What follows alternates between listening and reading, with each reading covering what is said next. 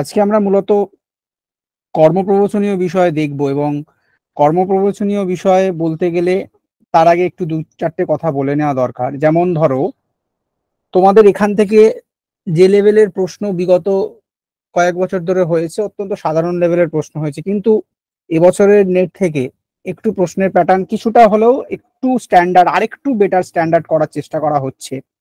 সেই জন্য কিন্তু আমাদের প্রত্যেকটা বিষয়ে কনসেপ্ট আরো ক্লিয়ার রাখতে হবে, এবং যে লেভেলের কোশ্চেন এখন হচ্ছে তার জন্য কিন্তু আমাদেরকে ভালো করে বুঝতে হবে বিষয়গুলোকে। বিশেষত ব্যাকরণের বিষয়গুলো থেকে কিন্তু প্রচন্ড পরিমাণে ঘুরিয়ে খুঁটিয়ে প্রশ্ন করা হচ্ছে, এবং আমাদের এটি কারকের যে সিলেবাসটি আমাদের পাঠ্য রয়েছে তার একটি ছোট অংশ, কর্মপ্রবচনীয় একটি অংশ রয়েছে, যেখান থেকে কিন্তু ইউজিসি নেট প্রশ্ন করে বা এনটিএ নেট জবে থেকে এসে প্রশ্ন করছে, এবং খুবই খুঁটিয়ে প্রশ্ন করা হলে ছেলেমেয়েরা কিন্তু এখান থেকে ছোট ছোট ভুল করে আসে, এবং পরবর্তীতে তাদের আফসোস করতে হয় যে প্রশ্নটা কেন ভুল হয়ে গেল, কি কারণে ভুল হয়ে গেল। অনেকের হয়তো কনসেপ্টটাই ক্লিয়ার নেই, সেই কারণে বিভক্তির ক্ষেত্রে বলো, কর্মপ্রবচনীয় কিছু কিছু অ্যাজারশন রিজনিং এ বলো, বা স্টেটমেন্ট লেভেলের কোশ্চেন এলেও ছেলেমেয়েরা ভুল করছে কয়েক বছর ধরে দেখতে পাচ্ছি। এবছরেও কিছু কিছু জায়গা থেকে ব্যাকরণের এমন প্রশ্ন করেছে যেগুলো খুবই স্ট্যান্ডার্ড লেভেলের প্রশ্ন, যেগুলো থেকে একটু কনসেপ্ট ক্লিয়ার না থাকলে কিন্তু ভুল হয়ে যেতে পারে।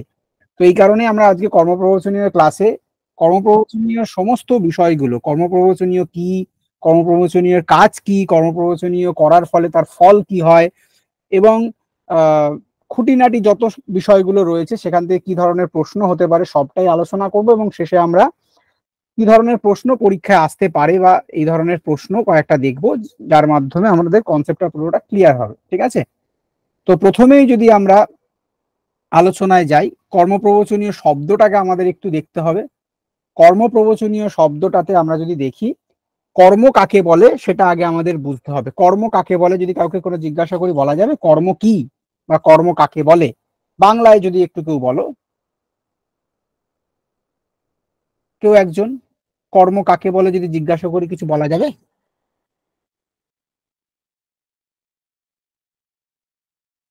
কেউ বলতে পারবে না কর্ম কি বা কর্ম কাকে বলে? সামান্য একটি বিষয়। আচ্ছা, আমি বলে দিচ্ছি। কর্ম হচ্ছে সাধারণত আমরা যদি দেখি, যৎ ক্রিয়াতে তৎ কর্মহা, এরকম বলা যায়। এবং প্রশ্ন আসে তাহলে, এবং যা কিছু করা হয় সেটাই কর্ম। তো এখন প্রশ্ন আসে কে করবে, তো কর্তুহু ক্রিয়ায়াহা যৎ ক্রিয়াতে, কর্তা ক্রিয়ার দ্বারা যা করে সেটাকেই আমরা কর্ম বলতে পারি। ঠিক আছে? এবং এই কর্মপ্রবচনীয় শব্দে কর্ম শব্দের উত্তর প্রপূর্বক বচ ধাতুর উত্তর অনীয় প্রত্যয় করে কিন্তু কর্মপ্রবচনীয় শব্দটা নিষ্পন্ন হয়। তব্য এবং অনীয় প্রত্যয় আধিক্য বোঝাতে হয় আমরা জানি, কিন্তু এখানে কর্মপ্রবচনীয় শব্দটা ক্রিয়াকে বা কর্মকে দতিত করে বা বোঝাতে সাহায্য করে, এই বিষয়টাকে মনে রাখতে হবে। এই দতিত করে ব্যাপারটা কেন বললাম, কারণ এই কর্মপ্রবচনীয় গুলো বস্তুতপক্ষে কি, এগুলো অব্যয় বা নিপাত। সাধারণত আমরা যদি দেখি আমাদের সংস্কৃত শাস্ত্রে 20টি মতান্তরে 22টি নিপাতের ব্যবহার আমরা দেখেছি বা উল্লেখ দেখেছি। প্রপরা, অপসম, নি, অনু ইত্যাদি আমরা 20টি বা 22টি উপসর্গ বা নিপাত, উপসর্গা ক্রিয়া যোগে বা গতিশ্চ এই ধরনের সূত্রের দ্বারা তাদের গতি সংজ্ঞাও হয়।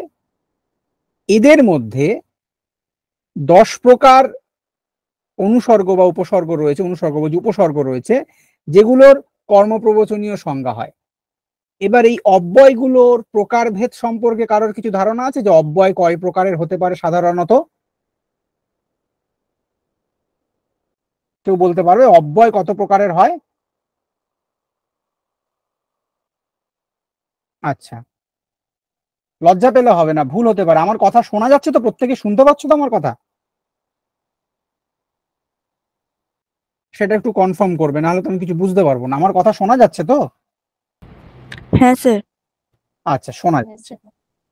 তো এই অব্যয়গুলোকে সাধারণত বাচক এবং দ্যোতক এই দুই ভাগে ভাগ করা যেতে পারে। ঠিক আছে? এটা মনে রাখবে, পরীক্ষায় যদি কখনো প্রশ্ন করে, বাচক এবং দ্যোতক। বাচক অব্যয় কাকে বলা হয়? যার নির্দিষ্ট কোনো অর্থ আছে। ঠিক আছে? বাচ্য শব্দ, বাচক শব্দ, মানে বলি না বাচ্য, বাচক, অভিধা, লক্ষণা, ব্যঞ্জনা প্রত্যেকে আমরা বাচ্য বাচক ব্যাপারটা পেয়েছি, যার কোনো একটা নির্দিষ্ট যে অর্থ, এগুলো নির্দিষ্ট কোনো অর্থ বা শব্দকে বোঝাতে সাহায্য করে, সেগুলোকে বাচ্যার্থক অব্যয় বলা হয়। আর দ্যোতক যে অব্যয়গুলো রয়েছে তারা কোনো একটা বিষয়কে দ্যোতিত করে, তাদের সুনির্দিষ্ট কোনো সেভাবে অর্থ নেই, কিন্তু কোন একটা বিষয়কে দ্যোতিত করে।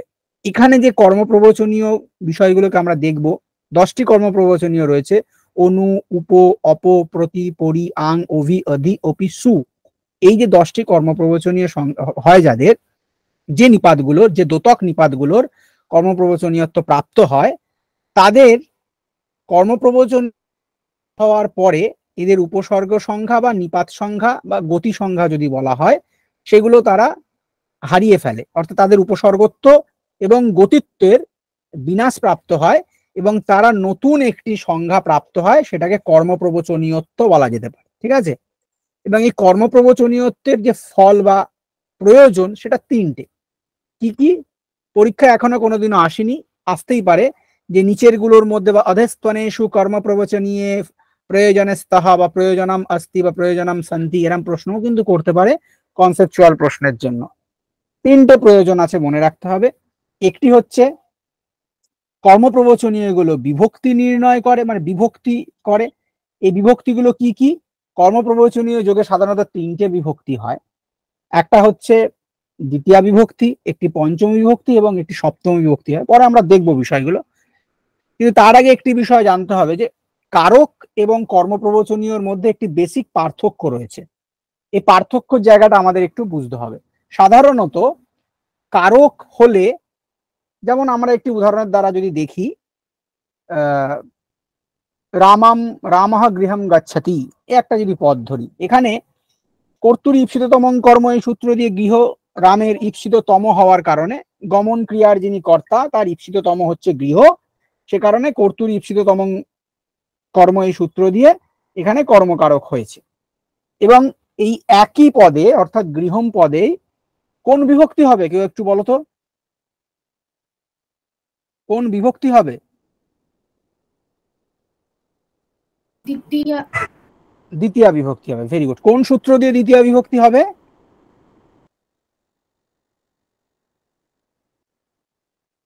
জানা নেই?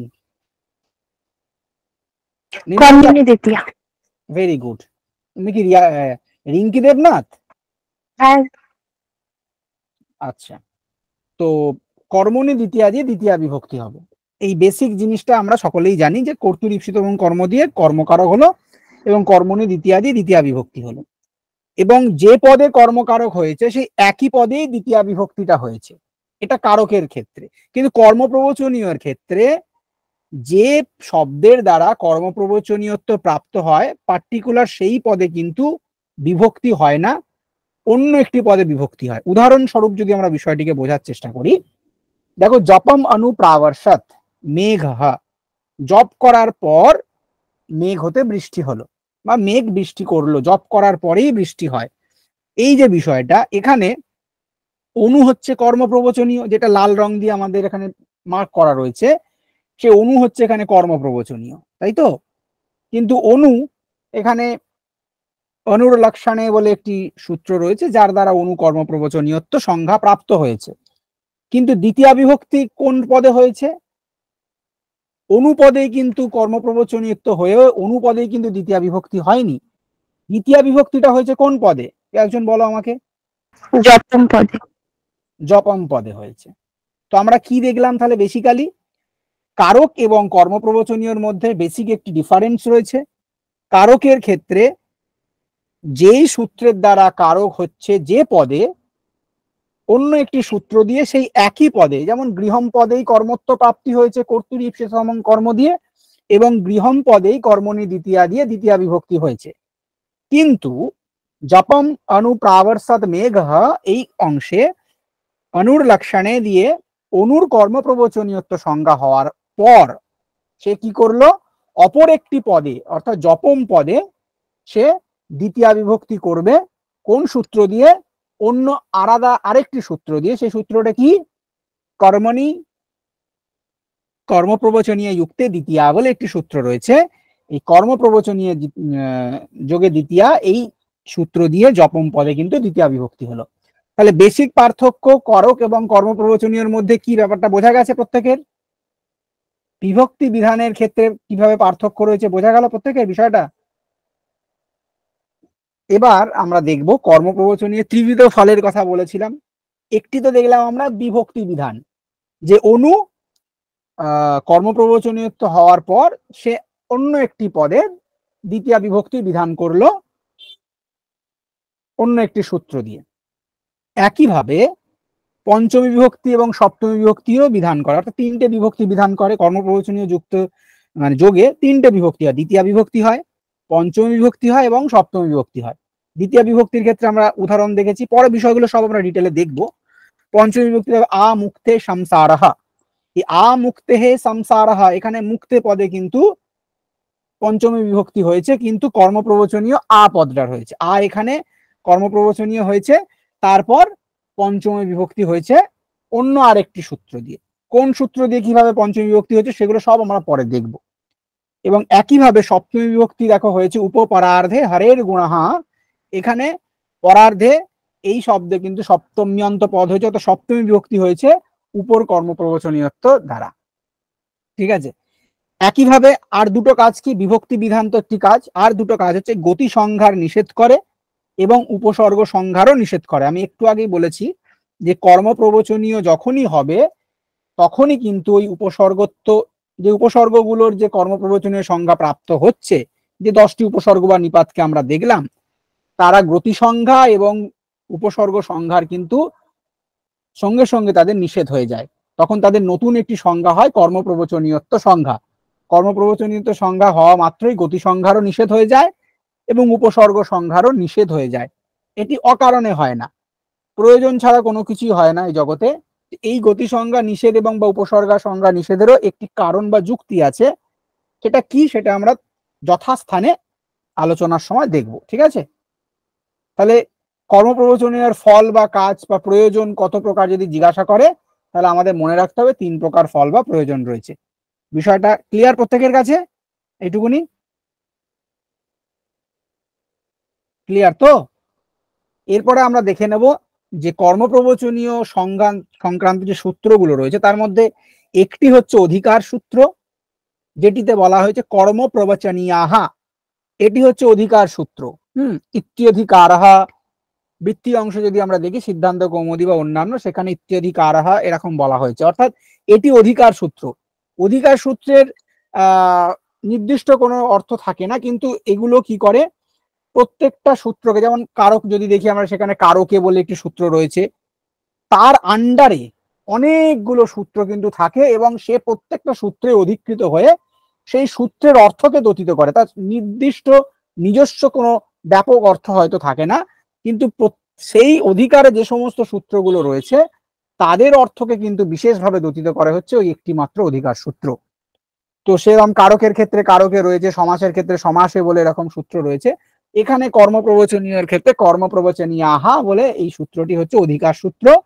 এরপর এর আন্ডারে 15টি সূত্র রয়েছে যেগুলো নিয়ম করে বা বিধান দেয়, বিধি সূত্র রয়েছে। ঠিক আছে, এবার সেই যে সূত্রগুলো সেইগুলোকে আমরা একটু দেখে নেবো। এখানে কি কি অনুর্লক্ষণে, তৃতীয়ার্থে, হীনে, উপাধিকে চ, অপপরিবর্জনে, আং মর্যাদা বচনে, লক্ষণেত্যম্ভূত আখ্যান ভাগ বিপ্সাসু প্রতিপর্যনবহ, এই যে 15টি সূত্র, অভিরভাগে প্রতি প্রতিনিধি প্রতিদানয়ঃ, অধিপরি অনর্থকৌ সহ পূয়ায়াম, অতিরতিক্রমণে চ, ওপি পদার্থ সম্ভাবনা অন্যবসর্গঃ গর্হ সমুচ্চয়েষু অধীর ঈশ্বরে এবং বিভাষা কৃঙি।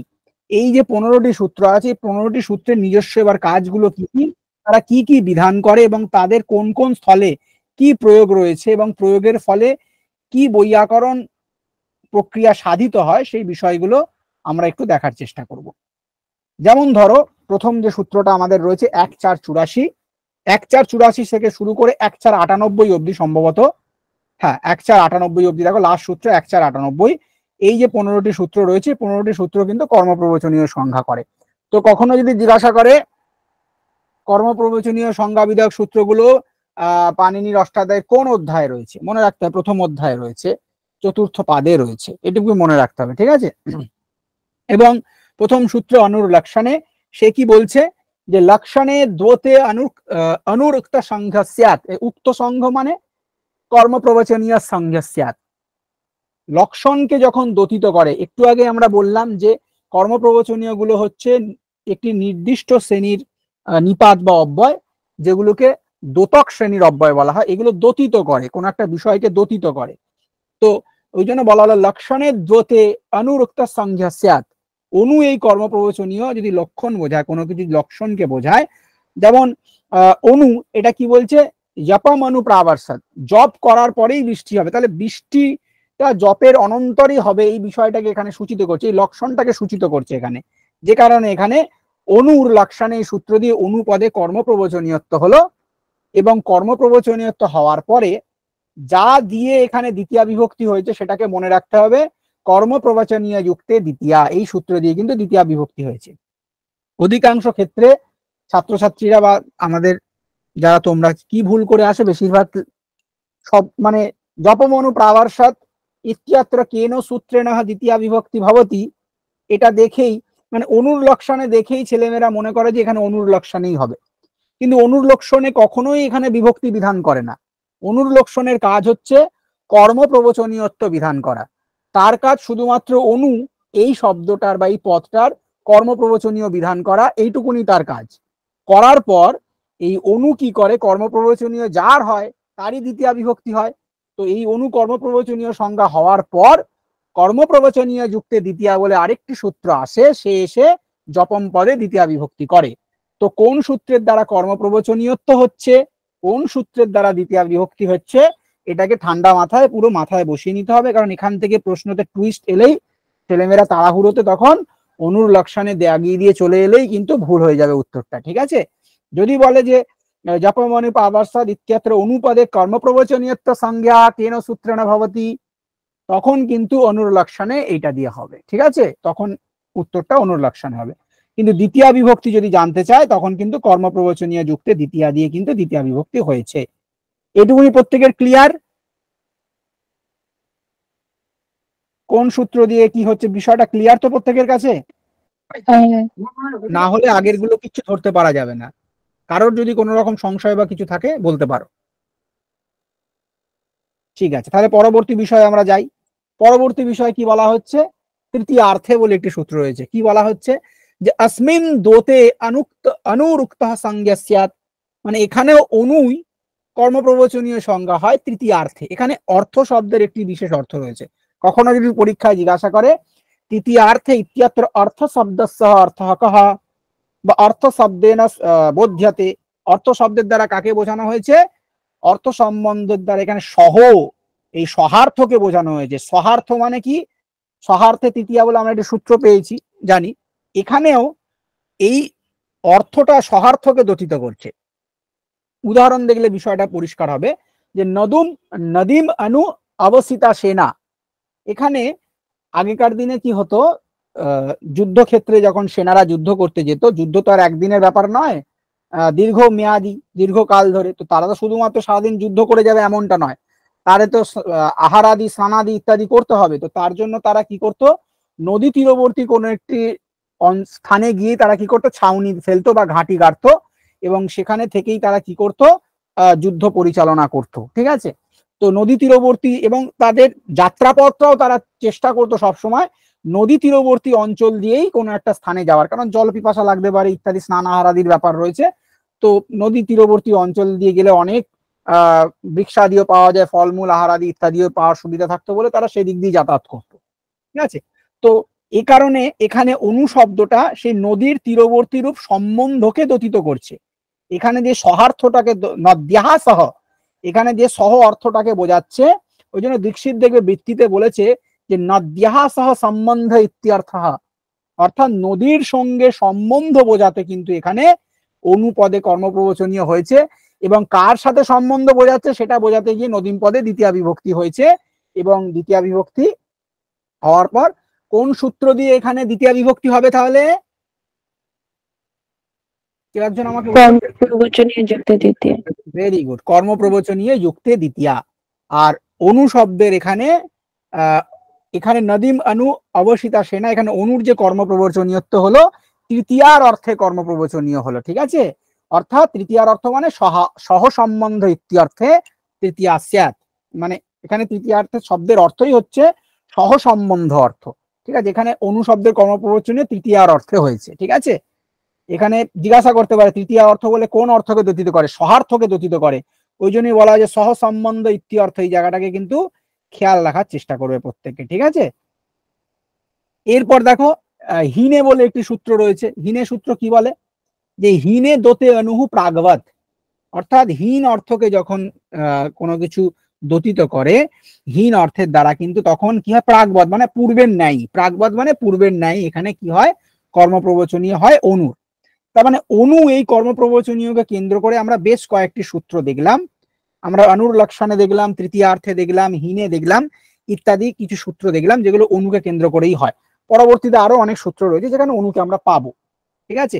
তো এখানে কি বলেছে অনু হরিম সুরা, সুরাহা মানে দেবতা, দেবতারা কি এখানে হীন অর্থকে দোষিত করছে, দেবতারা হরির থেকে হীন বা হরির থেকে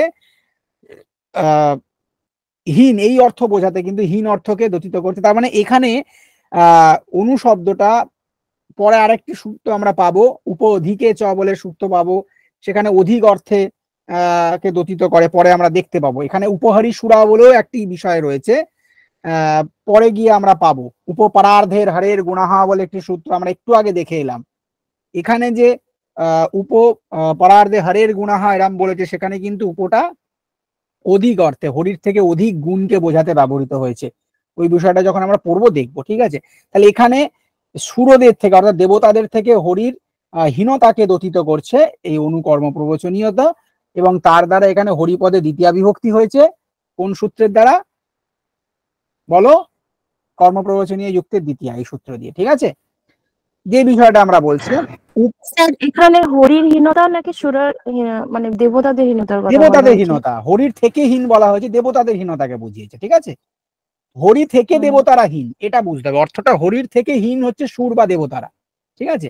তাহলে ওই উৎকৃষ্ট যে হবে তাতে দ্বিতীয় হবে, হ্যাঁ উৎকৃষ্ট যে হবে তাতে দ্বিতীয় হবে, ঠিক আছে। কিন্তু অর্থটা কি এখানে হীন অর্থ দোষিত হয়েছে, ঠিক আছে। এরপরে দেখো আমরা উপ অধিকে চ, অধিকে হীনে চ দোতেহে উপ ইতি অব্যয়ম প্রাক সংজ্ঞস্যাৎ, উপ এই অব্যয়টাও প্রাক সংজ্ঞা মানে কর্মপ্রবচনীয় সংজ্ঞায় প্রাপ্ত হয়। কোন অর্থে অধিক অর্থে এবং হীন অর্থে দুটোই হয়, অধিক অর্থকে বোঝালেও এবং হীন অর্থকে বোঝালেও, দুটো অর্থকে বোঝালেই আমার কি হয় তোমার কর্মপ্রবচনীয় তো প্রাপ্ত হয় উপটা। কি উদাহরণ এইগুলো বলেছে দেখো, অধিকে সপ্তমী বাক্সাতে বলে বলে দিয়েছে, ঠিক আছে। যদি অধিককে বোঝায় তখন কিন্তু সপ্তমী হবে, এটা কিন্তু খুব গুরুত্বপূর্ণ মত। মানে হীন বোঝালে দ্বিতীয়া বিভক্তি হতেই পারে, যেমন উপহরিম সুরা, উপহরিম সুরা এখানে কিন্তু হীন অর্থ দোষিত হচ্ছে বলে কিন্তু এখানে দ্বিতীয়া বিভক্তি হয়েছে হরিমে। কিন্তু যখন উপ অর্থ হবে বা অধিক অর্থকে দোষিত করবে, উপ যখন অধিক অর্থকে দোষিত করবে তখন কিন্তু অধিকে সপ্তমী বাক্সাতে, এই কথা কিন্তু দীক্ষিত ভিত্তিতে সরাসরি বলেছেন। তাহলে এখান থেকে তোমাদের দুটো প্রশ্ন করতে পারে যে উপ অব্যয় যখন হীন অর্থকে দোষিত করে তখন কোন বিভক্তি হয়, সরাসরি জিজ্ঞাসা করতে পারে কোন বিভক্তি হবে তখন, সপ্তমী। কখন সপ্তমী হবে, উপ অর্থ হীন হীন অর্থ যখন, করলে, ও হীন হীন করলে দ্বিতীয়া, অধিক করলে সপ্তমী, ঠিক আছে। তো অধিক করলে পরীক্ষায় এরকম সপ্তমী। ভাবে কনসেপচুয়াল প্রশ্ন করতে পারে যে উপ যদি হীন অর্থে প্রযুক্ত হয় তখন কোন বিভক্তি হয়, তখন মনে রাখতে হবে বা এরকম প্রশ্ন আসতে পারে যে উপহরিম সুরাহা ইত্যতর উপহ কস্মিন অর্থে প্রযুজ্যতে, অধিকে অর্থে হীনে অর্থে উভয় অর্থে উপযুক্ত সি কোপি নাস্তি, এরকম প্রশ্ন ধরো করলো, তখন মনে রাখতে হবে যে হীন অর্থে। আমরা উপ অধিকে চ দেখেই উপ অধিক করবো, এখানে চকারের দ্বারা পূর্ববর্তী সূত্র থেকে কিন্তু হীন শব্দটারও এখানে গ্রহণ হবে, ঠিক আছে, সেটাকেও মনে রাখতে হবে। এবং বলা হয়েছে এখানে যদি দ্বিতীয়াকে সূচিত করে তখন কর্মপ্রবচনীয় যুক্তে দ্বিতীয়াই হবে দ্বিতীয়া দিয়ে, কিন্তু যদি উপ পরার্ধে হারের গুণাহা, এখানে উপ কর্মপ্রবচনীয়ত্ব প্রাপ্ত হলো কোন সূত্রের দ্বারা, উপ অধিকে চ এই সূত্রের দ্বারা উপর কর্মপ্রবচনীয়ত্ব হবে। এবং সেই যেহেতু এটা অধিক অর্থে প্রযুক্ত হয়েছে মানে এখানে পরার্ধ হচ্ছে একটি সংখ্যা, সংখ্যা বলছি সরি সংখ্যা, পরার্ধ হচ্ছে এখানে একটি সংখ্যা।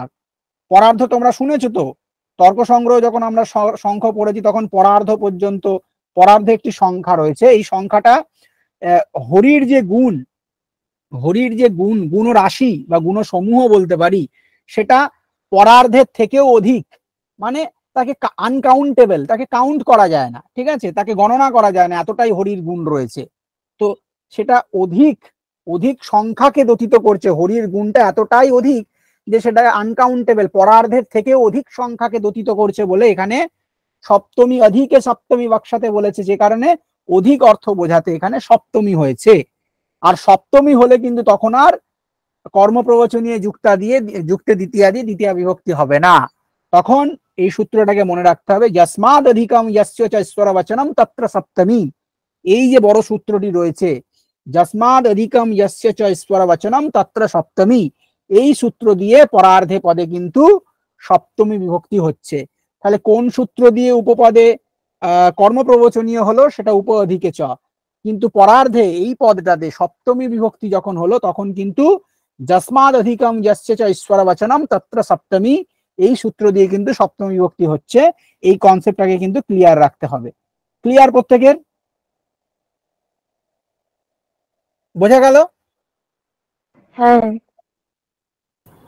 ওকে, এরপর এরপর আমরা পরবর্তী স্লাইডে যাব, যেখানে বেশ কিছু বিষয় নিয়ে কিন্তু একই মানে অনেকগুলো কর্মপ্রবচনীয় সংখ্যা প্রাপ্ত হবে এক একটি বিষয়কে লক্ষ্য করে আশ্রয় করে। যেমন এখানে চারটে বিষয় আমরা পাবো। কি কি বলেছে দেখো, লক্ষণে ইত্যম্ভূত আক্ষ্যান ভাগ বিপসাসু প্রতিপারিয়া অনবহ, প্রতি পরি অনু প্রতিশ্চ অনুশ্চ প্রতিচ পরিচ অনুশ্চ করে দ্বন্দ্ব সমাস করে এখানে প্রতিপারিয়া অনবহ পদটা সিদ্ধ হয়েছে। হওয়ার পর এই তিনটে শব্দ, তিনটে পদই অর্থাৎ প্রতি পরি এবং অনু, এই তিনটেরই কর্মপ্রবচনীয় সংজ্ঞা হয়, কিছু অর্থে হয়। চারটে অর্থ করেছে, লক্ষণার্থে, ইত্যম্ভূত আখ্যানে, ভাগে এবং বিপসায়াম। এই চারটে অর্থ, চারটে ক্ষেত্রে এই তিনটে কর্মপ্রবচনীয় সংজ্ঞা প্রাপ্ত হয়। বিষয়গুলো আমি ওটা বুঝবো ধরে ধরে একটা একটা করে। যেমন প্রথম উদাহরণ দিয়েছে লক্ষণের উদাহরণ, এখানে কিন্তু ডান দিক বাম দিক স্তম্ভ তোমাদের যে কোনো মুহূর্তে দিতে পারে। একদিকে উদাহরণগুলো দিয়ে দেবে, একদিকে লক্ষণে ইত্যম্ভূত আখ্যানে ভাগ ও বিপসায়াম এভাবে দিয়ে দেবে, ডান দিক বাম দিক স্তম্ভ মেলানো কিন্তু দিতে পারে যে কোনো মুহূর্তে, এই জায়গাটা খেয়াল রাখতে হবে। বা এখানে কিন্তু তোমাদের উদাহরণগুলো দিয়ে তার ক্রম দিতে পারে, ঠিক আছে। লক্ষণ ইত্যম্ভূত ইতি সূত্রানুসারে না উদাহরণস্য সমুচিতম ক্রমম চিনুতঃ, উদাহরণের সঠিক ক্রম কি, এরকম প্রশ্ন আসতে পারে। সেখানে উদাহরণগুলো পরপর দিয়ে দেবে, লক্ষণের উদাহরণকে আমাকে আগে দিতে হবে, তারপর ইত্যম্ভূত আখ্যানের উদাহরণ আসবে, তারপর ভাগের উদাহরণ আসবে, তারপর বিপসার উদাহরণ আসবে। এভাবে উদাহরণের ক্রমও কিন্তু এই অংশ থেকে আসতে পারে। এনটিএ যে লেভেলের প্রশ্ন এখন গিয়ে করছে, এই বিষয়গুলোকেও মাথায় রাখতে হবে, না হলে কিন্তু পরীক্ষায় আমরা পিছিয়ে পড়বো, ঠিক আছে, খেয়াল রাখতে হবে। কি বলেছে প্রথম উদাহরণে, বিক্ষম প্রতিপরি অনুবা বিদ্যুতাতে বিদ্যুৎ, অর্থাৎ ওই বিদ্যুৎ, এই বিদ্যুৎটাকে দেখে আমরা বুঝতে পারছি, এই লক্ষণটাকে দেখে আমরা বুঝতে পারছি যে ওই এই অবস্থাটা সৃষ্টি হয়েছে। ইত্যম্ভূত আখ্যান মানে হচ্ছে এই ইত্যম্ভূত আখ্যান, আমরা লক্ষণে রয়েছি এখন। লক্ষণ শব্দের অর্থ হচ্ছে চিহ্ন এখানে, ঠিক আছে। এই পার্টিকুলার চিহ্নটা দেখে বোঝা যাচ্ছে ওখানে বিদ্যুৎ বৃক্ষ রয়েছে। সাধারণত বিদ্যুৎ সাধারণত যে চমকায় বাজটা ইত্যাদি পড়ে, সেটা বৃক্ষ টিক্ষ ইত্যাদিতেই ইত্যাদি বিষয়ের মধ্যেই এসে পড়ে। তো এই লক্ষণ দেখে বোঝা যাচ্ছে যে ওখানে বৃক্ষ রয়েছে। তো এই যে পার্টিকুলার তিনটে কর্মপ্রবচনীয় প্রতি পরি অনু, এই বিদ্যুৎ রূপ লক্ষণকে দতিত করে এখানে দতিত করছে। তো তার ফলেই কিন্তু বৃক্ষ পদে এখানে দ্বিতীয় বিভক্তি হয়েছে। এবং এই তিনটের ক্ষেত্রে অর্থাৎ লক্ষণে বলো, ইত্যম্ভূত আখ্যানে বলো এবং ভাগ, এই তিনটের ক্ষেত্রেই কিন্তু কর্মপ্রবচনীয় যুক্তে দ্বিতীয়া, এই সূত্র দিয়েই কিন্তু দ্বিতীয় বিভক্তি হয়েছে, ঠিক আছে। তিনটে ক্ষেত্র বললাম, একটা ক্ষেত্রে হয়নি। কেন হয়নি সেটা একটু পরে আসছি। অর্থাৎ বিপসার ক্ষেত্রে কিন্তু কর্মপ্রবচনীয় যুক্তে দ্বিতীয় এই সূত্র দিয়ে দ্বিতীয় বিভক্তি হয় না। মাথায় ভালো করে ঢুকিয়ে নাও, খাতায় নোট করে নাও যে বিপসার ক্ষেত্রে কিন্তু কর্মপ্রবচনীয় যুক্তে দ্বিতীয় দিয়ে দ্বিতীয় বিভক্তি হয় না। হ্যাঁ, এরকম প্রশ্ন কিন্তু পরীক্ষায় করতে পারে যে এখানে নিচের উদাহরণগুলোর মধ্যে কোনটিতে কর্মপ্রবচনীয় যুক্তে দ্বিতীয় হয়নি। তখন যে জানে না সে কিন্তু উত্তর করে আসতে পারবে না। কেন হয়নি সেটাও পরে বলছি। ইত্যম্ভূত আকশানের ব্যাপারটা কি বলছে, ভক্তঃ বিষ্ণুম পতি পর্যা অনুয়া। এখানে ইত্যম্ভূত আকশা মানে বিষয়টা হচ্ছে যে সেই বিশেষ অবস্থাকে প্রাপ্ত হওয়া। ইত্তম মানে কি এই রকম, সেই রকম অবস্থা প্রাপ্ত হওয়াকে বলা হয়। এখানে যে অবস্থাটা প্রাপ্ত হচ্ছে কি, ভক্তরা বিষ্ণুর আনুগত্য রূপ অবস্থা প্রাপ্ত হচ্ছে, ভক্তরা বিষ্ণুর আনুগত্য প্রাপ্ত হচ্ছে। ঠিক আছে, তো এখানে বিষ্ণুর আনুগত্য যারা প্রাপ্ত হচ্ছে, যার আনুগত্য প্রাপ্ত হচ্ছে তাতে কর্মকারক হয়েছে, সরি দ্বিতীয় বিভক্তি হয়েছে, কর্মকারক বলা ঠিক হবে না, তাতে দ্বিতীয় বিভক্তি হয়েছে। এবং ইত্যম্ভূত আকশানে যেহেতু এই রূপ অবস্থা বা এই বিশেষ অবস্থাটাকে দতিত করছে কারা, পতি পরি অনু, এই তিনটে কর্মপ্রবচনীয় এই ইত্যম্ভূত রূপ অবস্থাটাকে দতিত করছে বলে এদের এই লক্ষণ ইত্যম্ভূত আকশান ভাগ ও বিপ্সাসু প্রতিপারিয়া অনবহ এই সূত্র দিয়ে কর্মপ্রবচনীয় সংজ্ঞা হবে। এবং তারপর বিষ্ণু পদে কর্মত্ব প্রাপ্তি হবে কর্মপ্রবচনীয় যুক্তে দ্বিতীয় এই সূত্রের দ্বারা। ঠিক আছে, বিষয়গুলোকে খেয়াল রাখতে হবে, বেসিক জিনিস, খুব শক্ত কিছু নয়। ভাগ, ভাগ মানে এখানে অংশকে বোঝাচ্ছে, বিশেষ অংশ বিশেষকে বোঝাচ্ছে। লক্ষ্মীর হরিং প্রতি পর্যা অনুবা। ঠিক আছে, এখানে ওই সমুদ্র মন্থন কালে একজন এক একটি অংশ প্রাপ্ত হয়েছিল। ঠিক আছে, সেখানে লক্ষ্মী হরির অংশ রূপে প্রাপ্ত ভাগ হয়েছিল, হরির ভাগ হয়েছিল হচ্ছে লক্ষ্মী। তো এখানে সেই পৌরাণিক কাহিনী এই বিষয়ে রয়েছে, কিন্তু এখানে আমাদের মেনলি জানতে হবে কি, এখানে ভাগ অর্থকে দতিত করছে, ভাগ অর্থকে দতিত করছে পতি পরি এবং অনু, এই তিনটে কর্মপ্রবচনীয় ভাগ অর্থকে দতিত করছে। পরিষ্কার ভাবে এরকমও প্রশ্ন করতে পারে যে লক্ষ্মী হরিম প্রতি বা লক্ষ্মী হরিম অনু, যে কোনো একটা উদাহরণ দিয়ে বলল ইত্যত্র অনু কর্মপ্রবচনীয় কস্য দোতকঃ। এখানে অনু কর্মপ্রবচনীয়টা কার দোতক, লক্ষণের দোতক, ভাগের দোতক, বিপসার দোতক, না ইত্যম্ভূত আখ্যানের দোতক, এরকমও প্রশ্ন করতে পারে। পরিষ্কার মনে রাখতে হবে এখানে ভাগকে দতিত করছে, অংশকে দতিত করছে। বিষ্ণু হচ্ছে, লক্ষ্মী হচ্ছে বিষ্ণুর অংশ, এই অংশ বিশেষকে বা ভাগকে দতিত করছে, সে কারণে এখানে এরা ভাগের দোতক এই কর্মপ্রবচনীয়টা। তারপর এখানে কর্মপ্রবচনীয় যুক্তে দ্বিতীয়া দিয়ে যার অংশ বিশেষ, যার অংশ হরির অংশ বিশেষ, তাতে তাতে দ্বিতীয়া হয়েছে, এবং কর্মণি প্রবচনীয় যুক্তে দ্বিতীয় এই সূত্র দিয়ে দ্বিতীয় বিভক্তি হয়েছে। ঠিক আছে, এবার বিপসায়াম, বিপসা শব্দের অর্থ কি, ব্যাপ্তম ইচ্ছাইতে বিপসা, ব্যাপ্ত করে রাখা, মানে যখন বলা হয়েছে বিক্ষম বিক্ষম প্রতিপরি অনুবা সিঞ্চতি, এখানে বিক্ষম প্রতিপরি অনুসিঞ্চতি বললেই মিটে যেত, কিন্তু একাধিকবার বিপস শব্দটাকে উল্লেখ করছে, মানে সে একটি গাছকে সেচনের কথা বলছে না, বাগানে যতগুলো গাছ রয়েছে সবাইকে ভালো করে ভিজিয়ে দেওয়ার কথা বা ভালো করে জল দেওয়ার কথা বলছে, যে কারণে বৃক্ষ শব্দটা এখানে দুবার করে প্রযুক্ত করা হয়েছে। ওই জন্য যতটা জুড়ে বাগান রয়েছে, যতটা জুড়ে গাছ রয়েছে, পুরোটাকে ভিজিয়ে দেওয়ার কথা বলছে, তাই এখানে বিপসা মানে ব্যাপ্তম ইচ্ছা ইতি বিপসা। ঠিক আছে, যতটা গাছ রয়েছে সবাইকে ভেজানোর কথা বলছে, ওই জন্য বিক্ষম পদটা দুবার আবৃত্তি হয়েছে, বিক্ষম বিক্ষম প্রতিপরি অনুবা সিঞ্চতি। এখানে তো এই সূত্রটা দিয়েই আমার কি হবে, কর্মপ্রবচনীয়ত্ব প্রাপ্ত হবে প্রতি পরি এবং অনুর, কিন্তু এইখানে কর্মপ্রবচনীয় দ্বিতীয়া দিয়ে দ্বিতীয় বিভক্তি হবে না। কারণ হচ্ছে এখানে এই সূত্রের কাজ বিভক্তি নির্ধারণ করা নয়। কর্মপ্রবচনীয় তিনটে কাজ বলেছিলাম, কি কি কেউ একজন আমাকে বলো তো, কর্মপ্রবচনীয় তিনটি কাজ বা ফল বলেছিলাম, কি কি বলতে পারা যাবে? বলো, ক্লাসের মধ্যে একটু আগে আলোচনা করেছি, না বললে তাহলে ক্লাস নেওয়ার কোনো মানেই হয় না। কমিউনিকেশন না করলে হবে না, কিনা বুঝবো কি করে তোমরা পারছো কিনা? তিনটি ফলের কথা বলেছিলাম আমি, কি কি?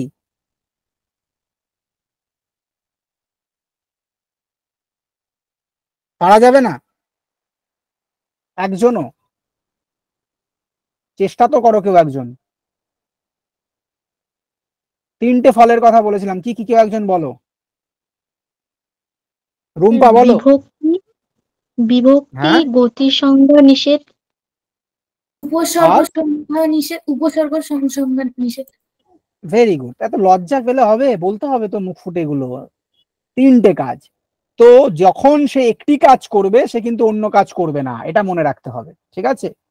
আগের গুলো বিভক্তি সংজ্ঞা করছে বলেই কিন্তু প্রত্যেকটাতে দ্বিতীয়া বিভক্তি, সে দ্বিতীয়া হতে পারে, পঞ্চমী হতে পারে, সপ্তমী হতে পারে, যা বিভক্তি যে স্থলে হওয়ার কথা সে স্থলে সেই বিভক্তি হবে। সেগুলো পার্টিকুলার বিভক্তি নির্ণয় করছে, বিভক্তি নির্ণয়ের কাজ করছে। এখানে যদি দেখি উপরের তিনটে উদাহরণ, প্রত্যেকটা দ্বিতীয় বিভক্তিকে নির্ণয় করেছে, তার কাজ করেছে সে। কিন্তু এখানের কাজটা কিন্তু বিভক্তি নির্ণয় নয়। এখানের কাজটা কি? এখানের কাজটা হচ্ছে যে কোনো একটি, সেটা হতে পারে উপসর্গত্বের নিষেধ বা গতির নিষেধ। এখানে উপসর্গত্বের নিষেধ হচ্ছে কেন? এখানে এই শব্দটা খুব গুরুত্বপূর্ণ, যেটাকে আমি এখন বোল্ড করব, সেটা হচ্ছে সিঞ্চতি। এই পদটা নিয়ে দীক্ষিত বৃত্তিতে কথাও বলেছেন, এবং এই শব্দটা নিয়েই কিন্তু এখানে যত খুশি কাজ। জাস্ট আমি এটাকে আমি সবুজ করে দিই এবং বোল্ড করে দিই। এই সিঞ্চতি পদটা নিয়ে এখানে যত খুশি যা কিছু করা যায়, যে দ্বিতীয় বিভক্তি না হওয়ার পেছনে বা উপসর্গত্বের নিষেধের পেছনে এই সিঞ্চতি কাজটা। একটি সূত্র রয়েছে সত্যবিধান, নত্যবিধান বলছি, সত্যবিধানের, যে উপসর্গাৎ সুনতি সুবতি স্ব্যাতি স্তৌতি স্বেদহ সিত সঞ্চাম বলে একটা সূত্র রয়েছে। এখানে ওই সিজ ধাতুর প্রয়োগ রয়েছে, সিজ ধাতু থেকে সিঞ্চতি এসছে। তো এই সিঞ্চতি শব্দটা উপসর্গের তো যদি হয়, যদি উপসর্গ হয়, উপসর্গ হলে তার পরে যদি সিজ ধাতুর প্রয়োগ থাকে, তাহলে কি হবে? সেখানে যে তোমার দন্তের সকার থাকলে সেটা মূর্ধন্য সকার হয়ে যাবে। কিন্তু এখানে সিঞ্চতিতে কোন সকার রয়েছে আমরা দেখতে পাচ্ছি? কোন সকার রয়েছে? দন্তের সকার রয়েছে সিঞ্চতিতে। এই সিঞ্চতিতে যে দন্তের সকারটা রয়েছে, এটি সাধারণত আমরা জানি কি জানো, ঋতু রসায়ন মূর্ধা করে, তো তোমার না, এই সূত্রটা ভুলে যাচ্ছি আমি, মনে পড়ছে না এখন, সত্যবিধানের মেন সূত্র রসাভ্যাং নোনা সমানপদে রয়েছে একটি, আর একটা হচ্ছে তোমার সূত্রটা মাথাতেই আসছে না, সত্যবিধানের যাক সূত্রটা মাথাতেই এখন আসছে না আমার, অমিট হয়ে গেছে পুরোপুরি। যাই হোক, এই যে উপসর্গত্ব প্রাপ্তি যদি হয়, তাহলে উপসর্গ যদি হয় তখন এখানে প্রতিপরি অনু, এরা কি উপসর্গ? Yes or no? কর্মপ্রবচনীয়ত্ব সংজ্ঞা হওয়ার পর তারা উপসর্গত্ব বা গতিত্ব হারিয়ে ফেলে, এই কথাটা বলেছিলাম তো। তো যখনই প্রতিপরি অনু এরা কর্মপ্রবচনীয় সংজ্ঞা প্রাপ্ত হলো, তখন এগুলোর উপসর্গত্ব নিষেধ হয়ে গেছে বা এগুলোর গতিত্ব নিষেধ হয়ে গেছে, তাই এরা উপসর্গ না। কিন্তু উপসর্গাৎ সুনতি সুবতি এই যে সূত্রটি রয়েছে, সেই সূত্রতে সিজ ধাতু রয়েছে, কিন্তু সেই ধাতু বলে যে উপসর্গের পরে যদি থাকে তাহলে কিন্তু মূর্ধন্য সকার হবে দন্তেশ্বটা। কিন্তু এখানে তো প্রতিপরি অনু, এরা কি উপসর্গ নয়? এরা উপসর্গ না হওয়ার কারণে এখানে আর সত্যবিধান হয়নি। যে কারণে যদি আমরা দীক্ষিতের বচন দেখি, ভট্টজি দীক্ষিত ওখানে পরিষ্কার বলেছেন যে অত উপসর্গত্ব ভাবাত না সত্বম, অত্র উপসর্গত্ব ভাবাত না সত্বম, এখানে উপসর্গত্বের অভাবের কারণে সত্যবিধান হয়নি। এই উপসর্গত্বের অভাব কেন হলো? যেহেতু প্রতিপরি অনু কর্মপ্রবচনীয়ত্ব সংজ্ঞা প্রাপ্ত হচ্ছে, তাই তাদের উপসর্গত্ব বা গতিত্বের নিষেধ হয়েছে, যে কারণে এখানে সিঞ্চতির মূর্ধন্যস্বর দন্তেশ্বটা মূর্ধন্যস্বকার হয়ে সত্যবিধানের নিষেধ হয়ে গেছে, হয়নি সত্যবিধান। তো এখানে যদি জিজ্ঞাসা করে যে বৃক্ষং বৃক্ষং প্রতিপরি অনুহ সিঞ্চতি ইত্যত্র কর্মপ্রবচনীয়স্য প্রয়োজনীয়তা কিম? তো মনে রাখতে হবে এখানে উপসর্গত্ব নিষেধ বা উপসর্গত্ব বাধা, উপসর্গত্বের বাধা দেয় এখানে বা উপসর্গত্বের নিষেধ করে, এটাই হচ্ছে কর্মপ্রবচনীয়ের কাজ। যে কারণে এখানে দ্বিতীয় বিভক্তি কর্মপ্রবচনীয় যুক্তি দিয়ে দ্বিতীয় বিভক্তি হয় না, কারণ কর্মপ্রবচনীয় এখানে দ্বিতীয় বিভক্তি করছে না, কর্মপ্রবচনীয় এখানে উপসর্গত্বের নিষেধ করছে, যে কারণে এখানে দ্বিতীয় বিভক্তি হয়, কর্মণি দ্বিতীয় দিয়ে দ্বিতীয় বিভক্তি হয়। এই বিষয়টা কিন্তু ছেলেমেয়েরা জানে না, এবং পরীক্ষায় যদি কখনো কনসেপচুয়াল প্রশ্ন করে কর্মপ্রবচনীয় যুক্তি দ্বিতীয় দিয়েই উত্তর করে আসবে 100%, আমি শিওর। মানে 99% ছেলে মেয়ে যারা জানে না তারা কর্মপ্রবচনীয় যুক্তি দ্বিতীয় উত্তর করে আসবে, কিন্তু এখানে কর্মপ্রবচনীয় যুক্তি দ্বিতীয় হয়নি, এখানে কর্মণি দ্বিতীয় দিয়ে দ্বিতীয় বিভক্তি হয়েছে। কেন হয়েছে বিষয়টা বোঝা গেল? যদি এখান থেকে অ্যাজারশন রিজনিংও দেয়, যদি কনসেপ্ট ক্লিয়ার থাকে, অবশ্যই তোমরা এই উত্তরটা সঠিক করে আসতে পারবে। কি পারবে তো? হ্যাঁ। এভাবে যদি কর্মপ্রবচনীয় বুঝে নিই আমরা, না আমাদের ব্যাকরণের বিষয়গুলোকে একটু ধরে ধরে বুঝতে হবে, যেগুলো শক্ত জায়গা সেগুলোকে বুঝে, যেখান থেকে খুঁটিয়ে প্রশ্ন হয়, এখান থেকে খুঁটিয়ে প্রশ্ন হয়েছে আগে, সেই জন্যই বললাম। কি প্রশ্ন হয়েছে সেটা আমরা পরে দেখার চেষ্টা করব। এরপরে দেখো কি বলেছে, অভিরভাগে। অভিরভাগে সূত্রটা কি বলে? আগেরটাতে আমরা দেখেছিলাম অন্য অন্য বেশ কিছু পতি, পরি, অনু এই তিনটে কর্মপ্রবচনীয় ছিল। এখানে অভি এই কর্মপ্রবচনীয়টা বলছে, এবং অভি কর্মপ্রবচনীয়টা অভাগে, অর্থাৎ পূর্ববর্তী সূত্রতে যদি আমরা দেখি চারটে অর্থকে বুঝিয়েছিল। কি কি? লক্ষণ, ইত্যুম্ভূত আকশান, ভাগ এবং বিপসা। এর মধ্যে ভাগকে বাদ দিয়ে দিলে, অভাগে দিয়ে ভাগকে বাদ দিয়ে দিয়েছে, অর্থাৎ ভাগ বাদ দিয়ে বাকি যে তিনটে অর্থ পূর্ববর্তী সূত্রে পড়ে রইল, অর্থাৎ লক্ষণ, ইত্যুম্ভূত আকশান এবং বিপসা, এই তিনটে অর্থে অভির কর্মপ্রবচনীয়ত্ব সংজ্ঞা হয়। এই কথাটাই ওই জন্য বলেছে, দেখো ভাগবর্জে লক্ষণ আদৌ অভিরুক্ত সংজ্ঞ স্যাৎ, ভিত্তিতে তিনি বলেছেন। ঠিক আছে, লক্ষণের উদাহরণ কি দিয়েছেন? হরিম অভিবর্ততে, এখানে সেই লক্ষণকে দতিত করছে। ইত্যুম্ভূত আকশান আগের মতোই, ভক্ত হরিম অভি, ইত্যুম্ভূত আকশান বা এইরূপ মানে আনুগত্য রূপ অবস্থাকে দতিত করছে। ঠিক আছে, আর বিপসা মানে আগেরটায় যেমন আমরা পেয়েছিলাম বিক্ষম বিক্ষম প্রতি পরিসিঞ্চতি, এখানে দেবম দেবম অভিসিঞ্চতি। কোন দেবকে আমরা জল দিয়ে বা দুধ দিয়ে সেচন করি? হ্যাঁ, কোন দেবকে করি গো? প্রত্যেকে মেয়েরা তো প্রত্যেকে শিবরাত্রি করে শিবের মাথায় জল ঢালো তোমরা, মহাদেব। মহাদেবকে। ভালো জল। তো যেমন তুমি যদি দক্ষিণেশ্বর কখনো গিয়ে থাকো, দক্ষিণেশ্বরে গিয়ে দেখবে 12টি শিবের মন্দির রয়েছে। এবার তুমি গিয়ে কি একটা দেবতার মাথায় জল দিয়ে চলে আসবে, বাকি 11টিকে বাদ দিয়ে দেবে? দেবে না।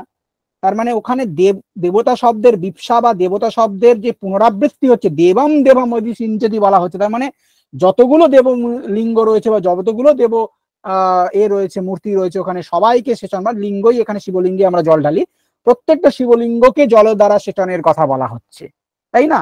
তাই এখানেও কি, এখানেও দেখো সিঞ্চতিতে কিন্তু দন্তেস্ব মূর্ধন্যস্ব হয়ে যায়নি।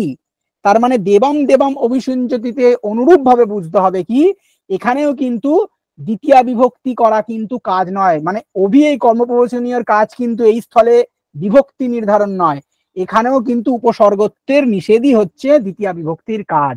যে কারণে উপসর্গত্বের নিষেধ হওয়ার কারণে উপসর্গাৎ সুনতি সুবতি এই সূত্র দিয়ে কিন্তু এখানে আমার সত্য বিধান হলো না, অর্থাৎ মূর্ধন্যস্বকার হয়ে গেল না দন্তেশ্বটা। ঠিক আছে, তো এই বিষয় দুটোকে খেয়াল রাখতে হবে, দেবম দেবম অভিসিঞ্চতি এবং বিক্ষম বিশ্বম প্রতিপর্য অনুবা, এই যে বিষয়টা, এই দুটো বিষয়কে কিন্তু খেয়াল রাখতে হবে। এখানে কর্মপ্রবচনীয় যুক্তি দিয়ে দ্বিতীয় বিভক্তি হয়নি। কি দিয়ে হয়েছে দ্বিতীয় বিভক্তি? তাহলে এখানে কি দিয়ে হয়েছে বলো? কর্মণি দ্বিতীয়া, ভেরি গুড, কর্মণি দ্বিতীয়া দিয়ে দ্বিতীয় বিভক্তি হয়েছে। ঠিক আছে, এরপরে দেখো অধিপরি অনর্থকৌ, অধি এবং পরি এই দুটো অনর্থক অর্থে, অর্থাৎ কোন রকম অর্থকে দতিতই করে না। ন অর্থকৌ অনর্থকৌ, কোন অর্থকে দতিত না করলে তাকে বলি না আমরা এই অনর্থক বকবক করিস না তো, মানে অর্থহীন কথাবার্তা বলিস না তো। মানে এই অধিপরি এই দুটো কর্মপ্রবচনীয় কোনো বিশেষ অর্থকে দতিত করে না। তাহলে এর কাজ কি? কর্মপ্রবচনীয়তে তিনটে কাজ, এক বিভক্তি করা, এটা বিভক্তিও করে না, এর কোনো অর্থকেও দতিত করে না, এটা নির্দিষ্ট কাজ আছে। এর নির্দিষ্ট কাজ হচ্ছে কি গতি সংজ্ঞাকে নিষেধ করে বা গতি সংজ্ঞায় বাধা দেয়। ঠিক আছে, কখনো যদি ডান দিকে দিয়ে দিল তিনটে কাজ দিয়ে, বাঁ দিকে তিনটে সূত্র দিয়ে দিল, বা ধরো এক একটা সূত্র দিয়ে তার পেয়ারলি এক একটা কাজ দিয়ে দিল। ঠিক আছে, ধরো দিয়ে দিল অধিপরি অনর্থকৌ, দিয়ে দিল বিভক্তি সংজ্ঞাহা। ঠিক আছে, তারপরে দিয়ে দিল আগের সূত্রটা দিয়ে দিল এখানে, বা একটা উদাহরণ দিয়ে দিল বিক্ষম বিক্ষম প্রতিসরি সিঞ্চতি, এখানে দিয়ে দিল একটা উপসর্গ বাধাহা। ঠিক আছে, আর একটা দিয়ে যে কোনো একটা দিয়ে দিল, দিয়ে এবার তোমাকে প্রশ্ন করলো নিচের যে জোড়াগুলো রয়েছে তাদের মধ্যে কোন দুটি ঠিক বা কোন দুটি ভুল, এরকম প্রশ্নও করতে পারে। ঠিক আছে, তাই আমার কনসেপ্ট ক্লিয়ার রাখলে যে কোনো প্রশ্নই আসুক না কেন আমি উত্তর ঠিক করতে পারবো। ঠিক আছে, খেয়াল রাখতে হবে বিষয়গুলোকে। দেখো কুতঃ অধ্যাগচ্ছতি কুতঃ পর্যাগচ্ছতি, এখানে পরি এবং অধীর না বললো কুতঃ আগাচ্ছতি বা কুতঃ গচ্ছতি, আমি বললেও শব্দ মিলে যেত, আমার অর্থের কোনো তফাৎ হতো না। কিন্তু এখানে অধি এবং পরি এটা দেয়া হয়েছে কেন? এখানে গতি সংজ্ঞা বাধের ক্ষেত্রে। এখানে গতি সংজ্ঞা বাদ যদিও বা লৌকিক সংস্কৃতের ক্ষেত্রে হয় না। এখানে গতি সংজ্ঞা বাধের একটি নির্দিষ্ট নিয়ম রয়েছে, যে গতি সংজ্ঞা বাধা গতির গতঃ, এই সূত্র দিয়ে এখানে গতির গত দিয়ে যখনই এই সংজ্ঞা প্রাপ্ত হবে, গতিগত সূত্র দিয়ে যখন গতি সংজ্ঞার বাদ বা নিষেধ হবে, তার ফলে নিঘাত শব্দের অর্থ হচ্ছে অনুদাত্তত্ব, ন নিঘাতক। অর্থাৎ বেদে তো আমরা তিন ধরনের স্বর পাই, উদাত্ত, অনুদাত্ত এবং স্বরিত। এর ক্ষেত্রে ধরো কোথাও স্বরিতের অনুদাত্তের প্রাপ্তি রয়েছে, কিন্তু সেখানে গতির গত দিয়ে যদি গতি সংজ্ঞার বাধা হয়, তাহলে সেখান থেকে আর অনুদাত্তত্ব প্রাপ্তি হয় না। এটা বৈদিক ক্ষেত্রেই প্রযোজ্য, অধিকাংশ ক্ষেত্রে লৌকিকে তার স্বরের প্রয়োগ হয় না। তো আমাদেরকে এইটুকুনি মনে রাখতে হবে যে অধিপরি অনর্থাকু, এই যে কর্মপ্রবচনীয়টি বা এই যে সূত্রটি, এটা বিভক্তিকে নির্ধারণ করে না। এর কাজ হচ্ছে গতি সংজ্ঞাকে বাদ দেওয়া, যাতে কি হয়, ন নিঘাত, অর্থাৎ অনুসর্গ উপসর্গের বাধা হওয়ার কারণেই কি হয়, অনুদত্তত্ব প্রাপ্তির নিষেধ হয়ে যায়। ঠিক আছে, এবং এর প্রয়োগ বেদে রয়েছে। পাণিনির অষ্টাধ্যায়ীতে যেহেতু লৌকিক এবং বৈদিক সকল প্রয়োগই দেখানো হয়েছে, তাই বৈদিক প্রয়োগে এখানে ক্ষেত্র বিশেষে এসেছে আর কি। ঠিক আছে, এরপরে একটি সূত্র রয়েছে সহ পূজায়াম। এখানে সহা বলছে সুহু পূজায়াম। এই সুপূজায়াম, এখানে সু হচ্ছে প্রশংসার্থকে দতিত করে, পূজার্থ সম্মানার্থক বা প্রশংসার্থকে দতিত করে। কি বলেছে, যে পূজার্থে সুহু কর্ম প্রবচনীয় সংজ্ঞাত, সু এই কর্মপ্রবোধ সংজ্ঞাটা যখন পূজার্থকে বা প্রশংসার্থকে বা সম্মানার্থকে দতিত করে, এখানে পূজার্থে আছে মানে শুধু পূজার্থই মনে রাখলে হবে না, প্রশংসার্থক বা সম্মানার্থককেও বুঝে রাখতে হবে। যে অপশানে যদি কখনো সম্মানার্থে প্রশংসার্থেও যদি আসে, তাহলেও কিন্তু সেটা ভুল হবে না, সেটাকেও খেয়াল রাখতে হবে। ঠিক আছে, কি বলেছে দেখো, সুশিক্তম সুস্তুতম, এই সুশিক্তম বা সুস্তুতমে এখানে ভালো করে ভিজিয়ে দাও বা ভালো করে তার স্তুতি করো, হ্যাঁ, সুন্দরভাবে তার স্তুতি করো, এই অর্থ দতিত করছে। মানে এটি প্রশংসার্থকে বা সম্মানার্থকে দতিত করছে, যে কারণে এখানে কি হয়েছে, সুশিক্তম এবং সুস্তুতমে তোমার হয়েছে, কর্মপ্রবচনীয় সুসংজ্ঞা হয়েছে। এবং এরও কি, এর কাজ কি বিভক্তি নির্ধারণ করা? না, এর কাজও বিভক্তি নির্ধারণ করা না। এখানে দেখো মেনলি এর কাজ হচ্ছে আমার অনুসর্গত্বের, মানে এখানে যে তোমার মানে এর অনুসর্গত্বের নিষেধ হয়েছে, অনুসর্গত্বের নিষেধ হওয়ার কারণে বা উপসর্গত্বের নিষেধ হয়েছে, উপসর্গত্বের নিষেধ হওয়ার কারণে এখানে সত্য বিধান হয়নি, তাই উপসর্গত্বের নিষেধ হচ্ছে এর কাজ। ঠিক আছে, দেখো বলা হয়েছে সুস্তুতম সুস্তুতম, এখানে যে সু যেহেতু এখানে অব্যয় মানে উপসর্গ নয় বা অনুসর্গ নয়, ওই জন্য দীক্ষিত বৃত্তিতে বলেছেন কিন্তু যে ন উপসর্গত্ব করে অনুপসর্গত্ব হয়ে গেছে, উপসর্গত্বাৎ নাহা স্বহা, উপসর্গত্ব এখানে না থাকায় মূর্ধন্যস্বকার হয়নি। কোথায়, সিক্তম এবং স্তুতমে মূর্ধন্যস্বকার হয়নি। কোন কারণে মূর্ধন্যস্বকার হয়নি, এই একটি কারণে মূর্ধন্যস্বকার হয়নি, সেটাকে খেয়াল রাখতে হবে। কোন কারণে হয়নি, যেহেতু এখানে উপসর্গত্বের নিষেধ হয়েছে, উপসর্গত্বের নিষেধ হওয়ার কারণে মূর্ধন্যস্বকার হয়নি, অর্থাৎ সত্যবিধান হয়নি। একইভাবে দীক্ষিত বৃত্তিতে আরো একটি কথা বলেছেন, কি বলেছেন, সুশিক্তং কিং তাবাত্রাহা শেপ আয়ম, অর্থাৎ কি এখানে কিভাবেই বা তুমি ভেজালে, কাউকে যদি আমরা বলি এই কি রে গাছগুলোতে কিভাবেই বা জল দিলি, ভালো করে ভিজলোই না, এটা প্রশংসা করছি না, তার আমি তার কর্মের প্রতি সংশয় প্রকাশ করছি, এটা কিন্তু আমি ক্ষোভ প্রকাশ করছি, সে ভালো করে গাছগুলোকে সেচন করেনি। ঠিক আছে, সেই সংশয় বা কোশ্চেন মার্কস তার কাজের উপর আমি তুলছি। ওই জন্য দীক্ষিত বলেছেন এখানে কেন সুশিক্তমে মূর্ধন্যস্বকার হলো, সিক্তমে মূর্ধন্যস্বকার কেন হলো, তার কারণ বলছে যে শেপ অয়ম, এখানে প্রশংসা অর্থ, এখানে পূজার্থ নেই, প্রশংসা বা সম্মানকে দতিত করছে না সু এখানে, যে কারণে এখানে উপসর্গত্বের নিষেধ হয়নি। উপসর্গত্বের নিষেধ হলেই তো সত্য বিধানের নিষেধ হবে। এখানে সু, এই সুশিক্তমে এই যে সুটা, এটা উপসর্গ উপসর্গই, কারণ এখানে নিন্দার্থে বা ক্ষেপ অর্থে তোমার সু এর প্রয়োগ হয়েছে। পূজার্থে যদি হতো তাহলে তার কর্মপ্রবচনীয়ত্ব প্রাপ্ত হতো, কর্মপ্রবচনীয়ত্ব প্রাপ্ত হলে উপসর্গত্বের নিষেধ হতো, উপসর্গত্বের নিষেধ হলে সত্যবিধান হবে না। ঠিক আছে, ওই কারণে সত্যবিধান হয়নি। আগের গুলোতে দেখো সিক্তম স্তুতমে সবই দন্তেশ্বই রয়ে গেছে, মূর্ধন্যস্ব হয়নি, কিন্তু এখানে সুশিক্তমে মূর্ধন্যস্বকার হয়েছে। কেন হয়েছে, তার একটি অন্যতম কারণ কি, যেহেতু এখানে আমার শেপ অয়ম, এটি নিন্দার্থে বা শেপ অর্থে প্রযুক্ত হয়েছে, তাই এখানে কর্মপ্রবচনীয়ত্ব প্রাপ্ত না হয়, সু একটি উপসর্গই, আর উপসর্গ হওয়ার কারণে এখানে সত্যবিধানের নিষেধ হয়নি। পরীক্ষায় কিন্তু এখান থেকে একটা কনসেপচুয়াল প্রশ্ন বা একটা স্টেটমেন্ট লেভেলের প্রশ্ন সত্য মিথ্যা নিরূপণ করতে দিয়েছিল কয়েক বছর আগে ইউজিসি নেটে, খেয়াল করে দেখবে এসেছিল। কি এসেছিল তো এখান থেকে? যারা প্রিভিয়াস ইয়ার কোশ্চেন ফলো করো তারা বুঝতে পারবে, এসেছিল। বিষয়টা বোঝা গেল তো? এখানে উপসর্গ মানে কর্মপ্রবচনীর কাজ কি, কেন এখানে সত্য বিধান হলো না, বিষয়টা ক্লিয়ার প্রত্যেকের কাছে? হ্যাঁ স্যার। ওকে, এরপর আমরা কোথায় যাব? অতিক্রমণে চ অতিক্রমণে পূজায়াম চাতিহি কর্মপ্রবচনীয় সঙ্গস্যাৎ। মানে এখানে অতি, এই কর্মপ্রবচনীয়টা কি হয়? পূজার অর্থে, অতিক্রমণ অর্থে, দুটো অর্থে, পূজার অর্থে এবং অতিক্রমণ অর্থে দুটো অর্থ বোঝাতে অতি কর্মপ্রবচনীয়ত্ব প্রাপ্ত হয়। কি বলেছে? অতি দেবান কৃষ্ণহা, অতি দেবান কৃষ্ণ। এখানে অতি দেবান কৃষ্ণ, এখানে অতি কি করেছে? মানে কৃষ্ণ দেবতাদেরকেও অতিক্রম করে চলে গেছে। এখানে অতিক্রম অর্থ বোঝাতে অতি এই কর্মপ্রবচনীয়ের ব্যাখ্যা করা হয়, মানে ব্যবহার হয়েছে, ঠিক আছে?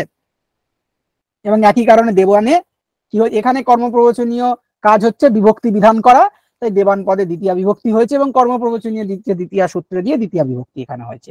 কিন্তু আগের ক্ষেত্রগুলোতে কিন্তু কোন সূত্র দিয়ে দ্বিতীয় বিভক্তি হয়েছে? এই যে যদি দেখি আমরা সসুক্তিম, সুসুক্তিম, সুস্তুতাম, এখানে কিন্তু কর্মপ্রবচনীয় যুক্তে দ্বিতীয় দিয়ে দ্বিতীয় বিভক্তি হয়নি, এখানে কিন্তু কর্মণি দ্বিতীয় দিয়ে দ্বিতীয় বিভক্তি হয়েছে। কারণ এখানে উপসর্গের কাজ মানে কর্মপ্রবচনীয় কাজ কিন্তু দ্বিতীয় বিভক্তি বিধান নয়, উপসর্গত্বের নিষেধ, ঠিক আছে? বারবার বলে দিয়ে যাচ্ছি একটি কারণে, যেন পরীক্ষায় প্রশ্ন কনসেপচুয়াল এলে যেন ভুল না হয়। এরপরে যে দেখো অনেকগুলো অর্থের কথা বলেছে। ওপি এই কর্মপ্রবচনীয়টা অনেকগুলো অর্থ হয়। কি কি অর্থ? পদার্থ, সম্ভাবনা, অনুপসর্গ, গরহা, সমুচ্চয়সু, এতগুলো অর্থে, মানে পদার্থ অর্থে হয়, অনুপসর্গে হয়, সমুচ্চয় অর্থে হয়, তিনটে অর্থে। এখানে পদার্থ, সম্ভাবন, অনুপসর্গ, গরহা, সমুচ্চয়, এখান থেকে কিন্তু ক্রম আসতে পারে, উদাহরণগুলোর ক্রম আসতে পারে, ডান দিক বাম দিক স্তম্ভ আসতে পারে, বাট ডাইরেক্ট একটা অপশন দিয়ে তুলে দিল যে অপি স্তুয়াদ বিষ্ণুম, এটি কোন অর্থে প্রযুক্ত হয়েছে? হ্যাঁ, অতি স্তুয়াদ বিষ্ণুম এটি কোন অর্থে প্রযুক্ত হয়েছে? মনে রাখতে হবে এটি সম্ভাবনা অর্থে প্রযুক্ত হয়েছে। এরম ভাবে কিন্তু কোয়েশ্চেন আসতে পারে, ঠিক আছে? খেয়াল রাখতে হবে। ওকে, খেয়াল থাকবে। এরপরে দেখো পদার্থে বলা হয়েছে সর্পিষ অপিস্যাৎ, এখানে জাস্ট সর্পিষ একটা পদার্থকে দহিত করছে। সম্ভাবনা অর্থে মানে অপিস তুয়াদ বিষ্ণু, তুমি বিষ্ণুরও স্তুতি করছো। আর বিষ্ণু হচ্ছে কি অবাং মনসা গোচরম, তাকে বা কায় মনো বাক্য দিয়ে বোঝানো যায়, তাকে ব্যক্ত করা যায় না শব্দ দিয়ে, যে কারণে তার স্তুতি কিভাবে করা যাবে? তারও স্তুতি করছে, যার স্তুতি করার সম্ভাবনা নেই তারও স্তুতি করছে, এই অর্থ বোঝাতে কিন্তু এখানে সম্ভাবনা অর্থে কিন্তু এখানে অপি কর্মপ্রবচনীয় প্রযুক্ত হয়েছে, ঠিক আছে? অন্মবসর্গ, এখানে অন্মবসর্গে তোমার অপি স্তুহি এর প্রযুক্ত হয়েছে। অন্মবসর্গ মানে যথাচ্ছ, মানে যেভাবে ইচ্ছা তুমি স্তুতি করতে পারো, ঠিক আছে? এরকম অন্মবসর্গ অর্থ হচ্ছে যথেচ্ছ, মানে যেরাম ইচ্ছা বা তুমি স্তুতি করতে পারো, এরকম অর্থ, ঠিক আছে? গরহা মানে নিন্দা, হ্যাঁ, ধিক দেবদত্ত অপি স্তুয়াদ বিশালাম, যে সে শূদ্র হওয়া সত্ত্বেও তুমি তার স্তুতি করছো, এরকম অর্থ বোঝায় আর কি, ঠিক আছে? আর সমুচ্চয় বলতে দুটোর অর্থ, অপি সিঞ্চ অপি স্তুতি, তুমি সেচনও করো আবার তুমি স্তুতিও করো, দুটি কাজকে একসঙ্গে বোঝাতে সমুচ্চয় অর্থে এখানে কর্মপ্রবচনীয় হয়েছে এবং কর্মপ্রবচনীয় যুক্তে দ্বিতীয়া হয়েছে, ঠিক আছে? এবার এই যে সিঞ্চ এবং অপিস্তুতি এই দুটি ক্ষেত্রে অন্তত পক্ষে যেখানে সত্য বিধানের ক্ষেত্র আসছে, সিঞ্চ স্তুহি, এই সত্য বিধানের ক্ষেত্রে কিন্তু কর্মপ্রবচনীয় কাজ কিন্তু দ্বিতীয় বিভক্তির বিধান নয়, এখানে উপসর্গত্ব নিষেধই হচ্ছে, কারণ উপসর্গত্ব নিষেধ করার কারণে এখানে সত্য বিধান হয়নি, যে কারণে বলা হচ্ছে অনুপসর্গাৎপাত নাহস্বহা, ঠিক আছে? অনুপসর্গ হওয়ার জন্য মূর্ধন্য হয়নি। এই একই বিষয়েরই রিপিটেশন হয়েছে, এক জায়গায় যদি বুঝে নাও, যেখান থেকে কোশ্চেন করুক না কেন, কনসেপ্ট ক্লিয়ার থাকলে উত্তর করতে পারবে। এরপরে অপপরিবর্জনে, বর্জন অর্থে অপ এবং পরির প্রযুক্ত হয়। এতৌ বর্জনে কর্মপ্রবচনীয় স্তঃ, অপহারে সংসারঃ পরিহারে সংসারঃ, অপহারে হরিকে বর্জন করেই সংসার, ঠিক আছে? এরম অর্থে এখানে সংসার মানে কি, ওখানে ভবচক্রের কথা বলা হয়েছে, বৌদ্ধ ইত্যাদি দর্শনে ভবচক্রের কথা আমরা পাই, মানে সংসার থেকে যতদিন না তুমি বেরোচ্ছ তোমার কিন্তু মুক্তি হবে না, তাই না? তাই হরিকে বাদ দিয়ে, হরিকে বর্জন করলেই তারপরেই তোমার সংসার হবে, মানে এই অর্থ বলেছে এখানে। আর পরিহারে সংসারও মানে হরিকে যদি তুমি উপাসনা করো তবেই তুমি মুক্তি লাভ করতে পারবে, এই অর্থে একটি অপপরিবর্জন, বর্জন অর্থে, এখানে দুটোই বর্জন অর্থকে তৈরি করছে। পরীক্ষা একবার প্রশ্ন এসেছিল যে এদের মধ্যে কোন দুটো বর্জন অর্থে প্রযুক্ত হয়েছে, উদাহরণ দিয়ে দিয়েছিল। ঠিক আছে, এইভাবে প্রশ্ন আসতে পারে। আর যখনই এইগুলো হরে শব্দে পঞ্চমী বিভক্তি হয়েছে, যেখানে পঞ্চমী বিভক্তি হবে সেখানে পঞ্চম্য পাং পরিভি, মানে এখানে ওপি আং এবং পরি এই তিনটে কর্মপ্রবচনীয় যোগে, ওপি আং এবং পরি এই তিনটে কর্মপ্রবচনীয় যোগে পঞ্চমী বিভক্তি হলেই তখনই কিন্তু পঞ্চম্য পাং পরিভি এই সূত্র দিয়েই কিন্তু কর্মপ্রবচনীয়। এখানে অপপরিবর্জনে দিয়ে অপশব্দ বা পরিশব্দের কর্মপ্রবচনীয় সংজ্ঞা হচ্ছে, বিভক্তি সংজ্ঞা কিন্তু নয়। বিভক্তি হচ্ছে পঞ্চম্য পাং পরিধি এই সূত্র দিয়ে পঞ্চমী বিভক্তি প্রাপ্তি হচ্ছে, এটাকেও খেয়াল রাখতে হবে। ঠিক আছে, আং মর্যাদা বচনে, আং মর্যাদা বচনে এই সূত্রটাকেও খেয়াল রাখতে হবে। এই যে কর্মপ্রবচনীটা রয়েছে সেখানে মর্যাদা অর্থে এবং অভিবিধ অর্থে কিন্তু প্রযুক্ত হয়। ঠিক আছে, মুক্তে সংসার সকালাদ ব্রহ্ম, এই বিষয়গুলো খেয়াল রাখতে হবে। এবং এক্ষেত্রেও বিভক্তি বিধায়ক সূত্র কিন্তু পঞ্চম্য পাং পরিধি, এইটাই বিভক্তি বিধায়ক সূত্র। ঠিক আছে, আর তেমন এখানে কিছু নেই। প্রতিনিধি প্রতিদানায়, প্রতি এই কর্মপ্রবচনীয়টা প্রতিনিধি এবং প্রতিদান অর্থে প্রযুক্ত হয়। প্রতিনিধি মানে কি, কাউকে, কেউ কারোর প্রতিনিধি, কেউ কারোর প্রতি, এখানে প্রতিনিধি শব্দের অর্থ হচ্ছে সাদৃশ্যবাচক শব্দ। ঠিক আছে, কৃষ্ণ হচ্ছে প্রদ্যুম্নেরই সদৃশ্য, এরকম অর্থ বোঝাতে এখানে প্রতিনিধি অর্থে প্রতি কর্মপ্রবচনীয় প্রযুক্ত হয়েছে এবং কৃষ্ণাৎ পদে পঞ্চমী বিভক্তি হয়েছে। ঠিক আছে, একইভাবে তিলভ্য প্রতিযাচ্ছান মাসান, এখানে প্রতিদান মানে কোনো জিনিসের পরিবর্তে কিছু দেওয়া যায়, সেটাকে তিল দিয়েছে তার পরিবর্তে সে মাসকলাই দিয়ে দিল। হ্যাঁ, তিলেভ্য প্রতিযাচ্ছতি মাসান, তো এখানে কিন্তু প্রতিদান বোঝাচ্ছে, একটা জিনিসের পরিবর্তে আর একটা জিনিস দেওয়া। এখানে যে যস্মাৎ, অর্থাৎ এখানে দেখো প্রতিনিধি প্রতিদান যস্মাৎ এই সূত্র দিয়ে কিন্তু পঞ্চমী বিভক্তি হয়েছে। এখানে আবার পঞ্চমী বিভক্তির সূত্রটা আলাদা, কর্মপ্রবচনীয় এই সূত্র দিয়ে হচ্ছে, প্রতিনিধি প্রতিদানায় এই দিয়ে প্রতির কর্মপ্রবচনীয় সংজ্ঞা। কিন্তু কৃষ্ণাৎ পদে বা তিলভ্য পদে যে পঞ্চমী বিভক্তিটা হচ্ছে সেটা প্রতিনিধি প্রতিদানে যস্মাৎ এই সূত্র দিয়ে কিন্তু পঞ্চমী বিভক্তি হচ্ছে, এটাকেও খেয়াল রাখতে হবে। ঠিক আছে, অধীর ঈশ্বরে, এখানে স্বস্বামী ভাব সম্বন্ধে অধিক কর্ম প্রবচনীয় সংজ্ঞা স্যাৎ এ কথা বলেছে। স্বস্বামী ভাব সম্বন্ধ বোঝাতে, অর্থাৎ একজন হচ্ছে এখানে মালিক, একজন হচ্ছে এখানে সম্পত্তিকে দূতিত করছে। ঠিক আছে, যেমন এখানে যদি প্রথমটা দেখি অভিভুবি রামহ, ঠিক আছে, অভিভুবি রামহ মানে পৃথিবীর মালিক হচ্ছে রাম, এখানে মালিক অর্থকে দূতিত করছে, ভুবি মানে এখানে মালিক। ঠিক আছে, পৃথিবীর মালিক হচ্ছে রাম। আর অধি রামে ভূ, এখানে সম্পত্তিকে দূতিত করছে হচ্ছে অধি। ঠিক আছে, তাহলে এখানে এই যে সপ্তমী যে বিভক্তি দুটো হয়েছে, এখানে যস্মাদ অধিকম যস্য ঈশ্বর বচনম তত্র সপ্তমী, এই অর্থ দিয়ে সপ্তমী বিভক্তি হয়েছে এবং অধীর ঈশ্বরে দিয়ে কিন্তু অধীর কর্মপ্রবচনীয়ত্ব হচ্ছে। এবং এখানে এখানে পরীক্ষা কিন্তু সরাসরি দিতে পারে যে স্বস্বামী ভাব সম্বন্ধে কহ কর্মপ্রবচনীয় সংজ্ঞা স্যাৎ, এরকম প্রশ্ন হতে পারে। স্বস্বামী ভাব সম্বন্ধ বোঝাতে কে কর্মপ্রবচনীয় সংজ্ঞা হয়, এরকম সাধারণ লেভেলেরও প্রশ্ন করতে পারে। মনে রাখতে হবে স্বস্বামী ভাব সম্বন্ধ বোঝাতে অধীর কর্মপ্রবচনীয় সংজ্ঞা হয়, অপশনে অধি থাকলে অধিকেই আমাদের নিতে হবে। এরকম সাধারণ লেভেলেরও কিন্তু প্রশ্ন হতে পারে, ভুল যেন না হয়। ঠিক আছে, এরপর লাস্ট সূত্র আমরা দেখব বিভাষা কৃঙি। বিভাষা কৃঙি কি বলেছে, অদিহি ক্রি প্রাক সংজ্ঞ বা স্যাদ ঈশ্বরে অর্থে, আগের পূর্ব থেকে সূত্র থেকে আর কি, অধীর ঈশ্বরে থেকে ঈশ্বরেটা, এখানে অধীর ঈশ্বরেটা পুরোটাই অনুবৃত্ত হবে। হওয়ার পর বলছে যে অধিপূর্বক ক্রি ধাতু যদি থাকে তাহলে বৈকল্পিক ভাবে, বিভাষা মানে নবেতি বিভাষা, বিকল্পে কি হয়, মানে ঈশ্বর অর্থ বা আধিক্য অর্থ দূতিত করলে অধি, এই পূর্বক যদি ক্রি ধাতু, কখন যেমন অধিকরিষ্যতি দিয়েছে, অধিকরিষ্যতি, এই যেমন অধিপূর্বক ক্রি ধাতু থাকলে তার কি হয়, অধীর কর্মপ্রবচনীয়ত্ব হয়, বিকল্পে হতেও পারে নাও পারে। ঠিক আছে, কিন্তু এখানেও কিন্তু অধি এই কর্মপ্রবচনীয়টার কাজ কিন্তু বিভক্তি বিধান নয়, এখানেও কিন্তু তিঙি চ উদাত্তবতী বলে একটি সূত্র রয়েছে। তিঙি চ উদাত্তবতী কাজ কি বলছে, অগতিত্বাৎ, তার মানে এটা গতি সংজ্ঞা নিষেধ হচ্ছে এর কাজ। বিভাষা কিঙি সূত্রের কাজ কি, গতি সংজ্ঞা নিষেধ, বিভক্তি বিধান নয়। অগতিত্বাৎ, গতি সংজ্ঞা নিষেধ হওয়ার কারণে তিঙি চ উদাত্তবতী এই সূত্রের দ্বারা কি হয়, ইতি ন নিঘাত হয় না।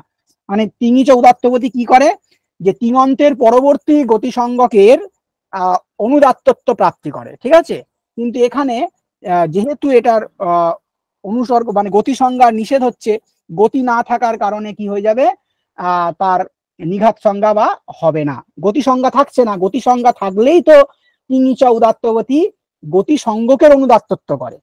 তিঙন্তের পরবর্তী যে গতিসংজ্ঞক তার অনুদাত্ত সঙ্গ হয়। এখানে তো অধি গতিসংজ্ঞ কি নয়, কারণ কর্মপ্রবচনীয় তো হওয়ার কারণে অধি তার গতিসংজ্ঞা হারিয়ে ফেলেছে, গতিসংজ্ঞা নিষেধ হয়ে গেছে এখানে, যে কারণে নিঘাত বা অনুদাত্তের প্রাপ্তি হবে না, এটাও খেয়াল রাখতে হবে।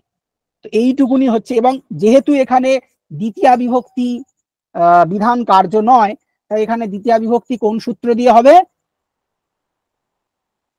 কর্মপ্রবচনীয় যেখানে, এখানে যেহেতু বিভক্তি বিধান করছে না, তাই এখানে কর্মপ্রবচনীয় যুক্তে দ্বিতীয়া দিয়ে দ্বিতীয়া বিভক্তি হবে না, এখানে কর্মণি দ্বিতীয়া দিয়ে দ্বিতীয়া বিভক্তি হবে।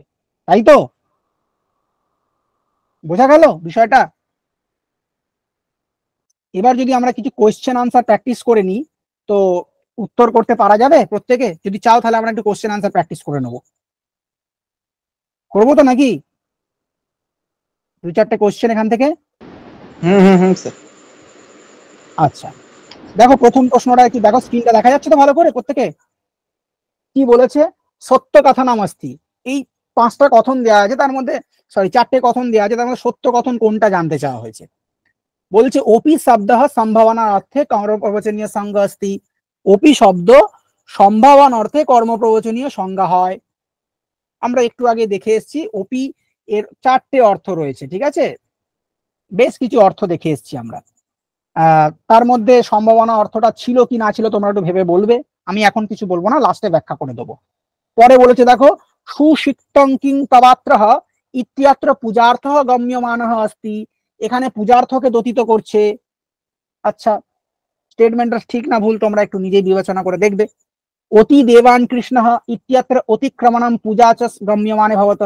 এখানে অতি দেবান কৃষ্ণতে অতিক্রমণ এবং পূজা দুটো অর্থকেই দতিত করছে। আচ্ছা ঠিক আছে, কি বলছে পরেরটা, কি বলছে? উপহারী সুরাহা ইত্যানেন সামীপ্য অর্থ গম্যাতে। এখানে সামীপ্য অর্থকে দতিত করছে। এখানে কোন দুটো সত্যি সেটা জানতে চাওয়া হয়েছে। তোমরা চ্যাট বক্সে উত্তর করো প্রত্যেকে, আমি একটু দেখবো কে কি উত্তর করছো। প্রত্যেকে চ্যাট বক্সে উত্তর করো।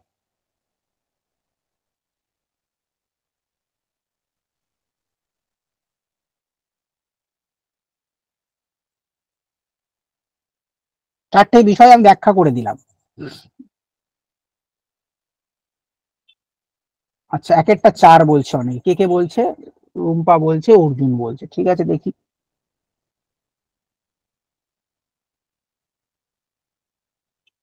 আচ্ছা, কি বলেছে? প্রথমেরটা বলছে ওপি শব্দ সম্ভাবনা অর্থে কর্মপ্রবচনীয় সংজ্ঞা স্যাৎ। অবশ্যই তাই, আমরা ওপি শব্দকে বেশ কিছু অর্থে পেয়েছি।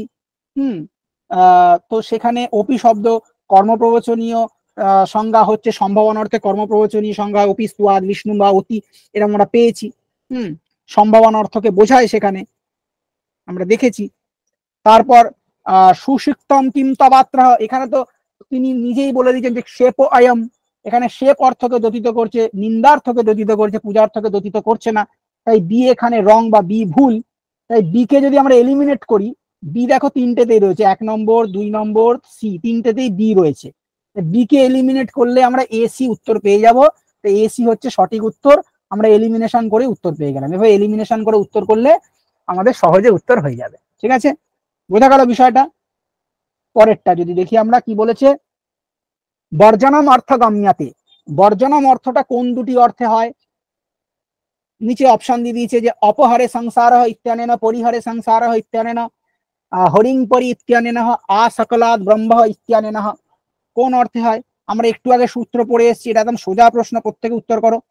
দুয়েরটা যারা যারা 3 করলে তাদের ভুল হলো। আগের উত্তরটা কেন 3 হলো না বুঝতে পারলে? একমাত্র রুম্পা ঠিক উত্তর করেছে, 4 হবে উত্তর, মানে সি উত্তর হবে। বাদ বাকিরা অত কনসেপ্ট ক্লিয়ার করোনি, তাই ভুল হলো। ঠিক আছে,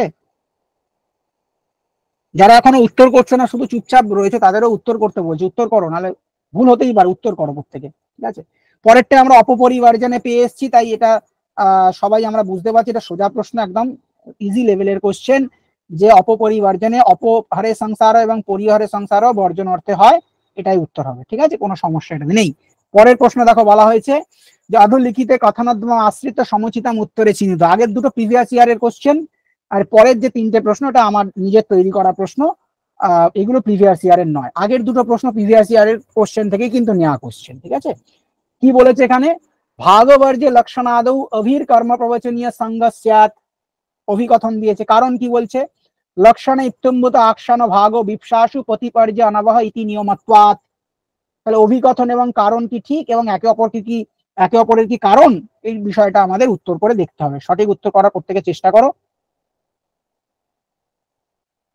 আমরা একটু আগে প্রত্যেকে অভির অভাগে সূত্রটা পড়ে এসেছি, তাই না? তো এইখানে এইটা দেখেই প্রত্যেকে দেখে নিয়ে ভেবে নিয়ে উত্তর করবে, ঠিক আছে? উত্তর কিন্তু পাচ্ছি না, একটু সময় লাগছে, অ্যাসাম্পশন রিজনিং বুঝতেও সময় লাগছে তোমাদের, বুঝতে পারছি।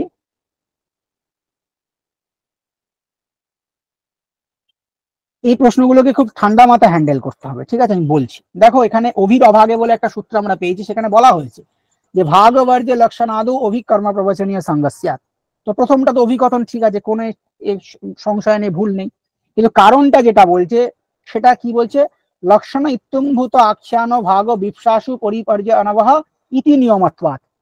এই নিয়ম অনুসারে কি সত্যি এখানে কর্মপ্রবচনীয় ভাগবর্জ্য লক্ষণাদৌ কর্মপ্রবচনের সংজ্ঞা হয়? হয় না। তাহলে আমরা কি বলতে পারি, অভিকথনম সত্যম কারণম অসত্যম। অভিকথনটা সত্য কিন্তু কারণটা অসত্য, এটাই এখানে সঠিক উত্তর হবে।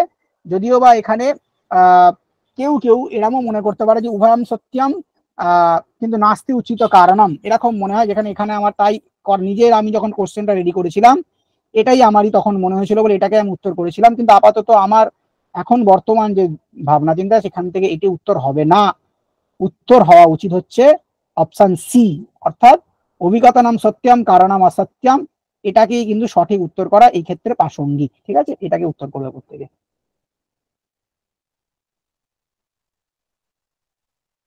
ঠিক আছে?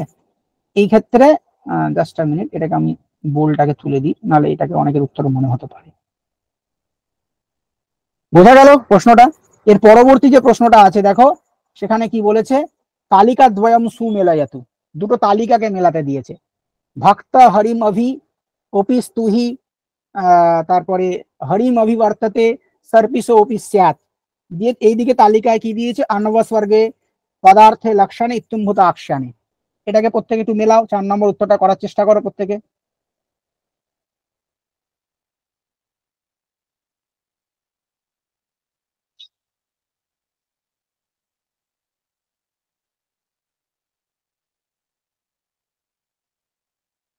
উত্তর করবে তোমরা তাড়াতাড়ি, তাহলে আমি থাকবো এ করবো। যদি উত্তর না করো, উত্তর কি করার চেষ্টা করছো, কিন্তু বুঝতে পারছি না 3 নম্বরের উত্তরটা তোমরা কেউই দাওনি।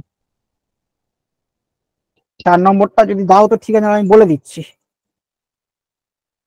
আশা করছি পারবেই, সোজা প্রশ্ন এটা, তালিকা মেলানো, একটা মেলালেই মেলানো হয়ে যাবে।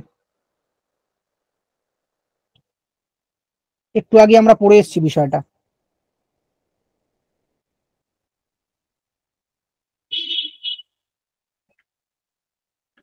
যেমন ভক্ত হরিমভি, এটা কোন অর্থ, ইত্যম্ভূত অক্ষরকে দোষিত করছে। কটা হচ্ছে 4, ক যদি 4 হয় তাহলে এ এবং ডি দুটোই প্রথমে বাদ চলে যাবে, হবেই না। পরে রইল বি সি। অপিস তুহি, অপিস তুই খ যদি আমরা দেখি, অপিস তুহি অন্ন ও স্বর্গকে দোষিত করছে, তাই তো? তাহলে খ 1 হবে, তাহলে ক 4 খ 1 একটাতেই আছে, অপশন সি এখানে সঠিক উত্তর হবে।